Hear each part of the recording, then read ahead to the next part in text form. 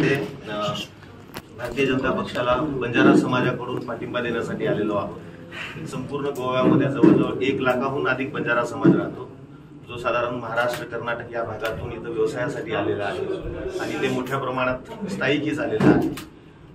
या मतदारसंघामध्ये, या दोन्ही मतदारसंघामध्ये पूर्ण गोव्यामध्ये जवळजवळ 50,000हून अधिक बंजाराचं मतदान आहे। पूर्ण बंजारा समाजाचं मतदान हे भारतीय जनता पक्षाच्या उमेदवारांनाच मिळावं, एकगठ्ठा मतदान मिळावं, यासाठी म्हणून आम्ही बंजारा समाजाच्या वतीने सर्व पदाधिकारी, तांड्यावरचे नायक, तांड्यावरचे कारभारी, प्रमुख मंडळी येथे आलेलो आहोत। साहेबांची चर्चा करण्यासाठी आलेलो आहोत।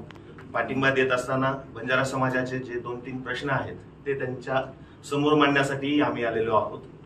त्यापैकी 2 महत्त्वाचे प्रश्न मी आपल्या समोरही मांडतो। जसं गोव्यामध्ये लाखाच्या संख्येमध्ये बंजारा समाज आहे, तसं संपूर्ण भारतामध्ये जवळजवळ 15 कोटी असणारा हा समाज आहे आणि या समाजाची एकच गोरबोली भाषा आहे आणि या गोरबोली भाषेला माननीय उमेदवार साहेबांनी दिल्लीत बसल्यानंतर या गोरबंजाराला मान सन्मान मिळण्यासाठी, त्या भाषेला राजदरबारी मान्यता देण्यासाठी प्रयत्न करावे, ही एक आमची प्रामुख्याने मागणी आहे, जेणेकरून बंजारा समाजाचं वैभव वाढेल आणि बंजारा समाज सातत्याने भारतीय जनता पक्षाबरोबर आहेच, पण इथून पुढच्या काळातही कायम राहील। या व्यतिरिक्त आमची अजून एक छोटीशी मागणी आहे की या गोव्यामध्ये आमचे बरेच कार्यकर्ते भारतीय जनता पक्षाचा विचार आमच्या लोकांच्या मनापर्यंत, तांड्यापर्यंत पोहोचवण्याचा प्रयत्न करतात।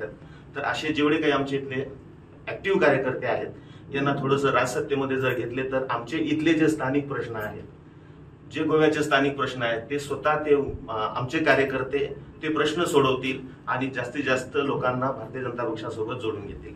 या मागणी सकट आम्ही आज इथे जाहीर पाठिंबा देत आहोत। धन्यवाद। आपलं नाव? मैं बंजारा मोदी हमारा, मैं बंजारा मोदी हमारा। आपलं नाव? मी ॲडव्होकेट पंडित राठोड, मी महासचिव आहे राष्ट्रीय बंजारा परिषदेचा आणि महाराष्ट्र भारतीय जनता पार्टी कार्यकारिणी सदस्य आहे। थँक्यू, धन्यवाद। तुम्ही पळतात GNH।